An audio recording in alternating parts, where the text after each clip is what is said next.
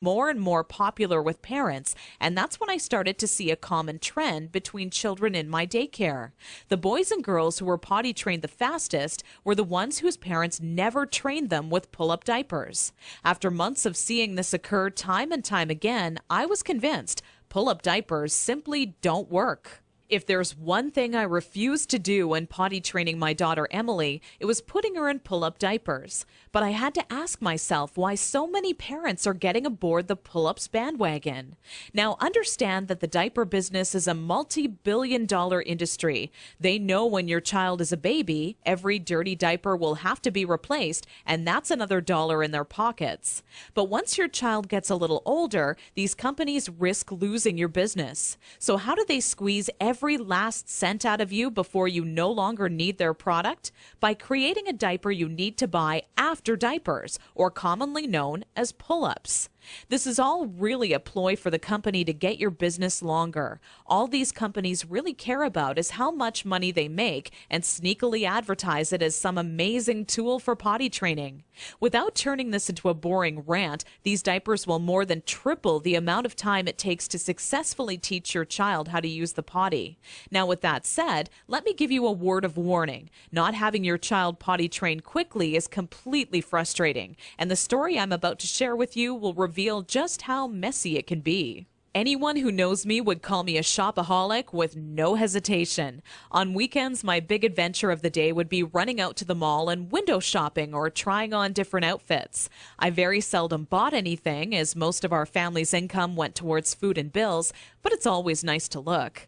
There I was in Saks Fifth Avenue with my little Emily, who was now just 26 months old and in her first week of potty training, when a pair of $348 black silk Prada dress pants leapt off the rack and led me to a change room. Now, I would never spend that on a pair of pants myself, but just had to see how they would look on me. They were a perfect fit, and as I turned my body from left to right, my eyes would stay glued to the mirror, admiring myself in the pants from all sides. You see, what made trying to potty train Emily on my own without a plan so frustrating was that I had no idea how to make her tell me when she needed to go potty. While my eyes were fixed on the mirror, Emily quietly had an accident all over the changing room floor without me even noticing. I unbuttoned the pair of Prada pants and immediately wished life had an undo button as I watched them fall down in the puddle of pee surrounding the change room floor. Needless to say, not knowing exactly how to potty train my child ended up costing me not just $348 on a new pair of pee-soaked pants, but total and utter embarrassment. I will admit, at that point, all I wanted to do was cry. Instead, I used my pain to light a fire within me and decided to find out exactly how to quickly potty train any child so Emily would never have an accident in public again. With my newly found motivation and stumbling upon my discovery between parents who used pull-ups compared to those who didn't, I knew that my daycare created the perfect setting to experiment with what actually works when potty training and what doesn't. What clicked in my mind one day is that for years, potty training had been one big puzzle. You know how the picture will look in the end, a potty-trained child, but have such a hard time solving the puzzle because you're not sure what pieces are needed or how they fit together. For the next 3 months with Emily, I tried every possible tip, trick, and method out there. During this time, I faced countless accidents, and it easily became the most challenging, frustrating, and embarrassing time in my career as a mother. It wasn't until Emily reached 29 months old she became fully potty trained.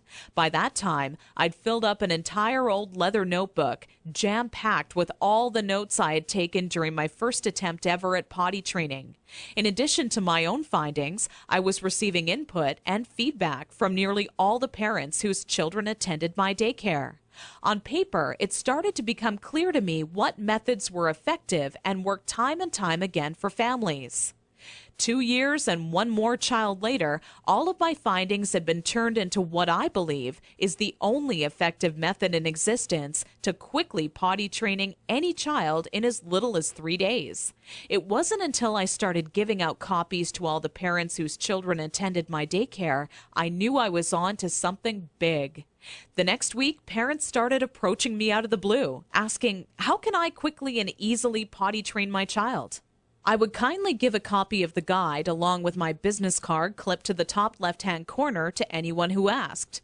I would say over 127 mothers and fathers had come to my daycare that month alone just for a copy of the potty training guide that I'd spent so much time creating. When I would walk into my office in the morning, there'd be a minimum of 37 messages on my answering machine waiting there for me.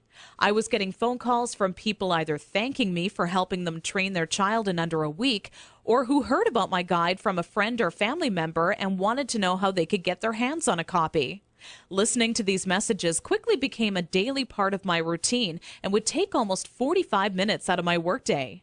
People started to call me an expert potty trainer, and I was flattered, but it was something I definitely never asked for or planned on when setting out to create my personal guide. Sometimes I wished it would even go away, as there were people who would seek out my personal phone number and insist on calling me at home. I don't know about you, but running around the house after children is hard enough on its own without constantly running towards or being on the phone. One day, an old friend showed up at my doorstep for a visit unexpectedly. As we sat down for a cup of coffee, she asked, "What's new?"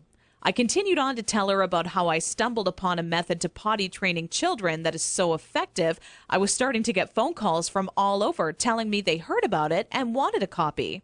That's when my old friend inwardly smiled and said to me, "Why don't you make it available on the internet?" I thought, what an amazing idea. It can be made instantly available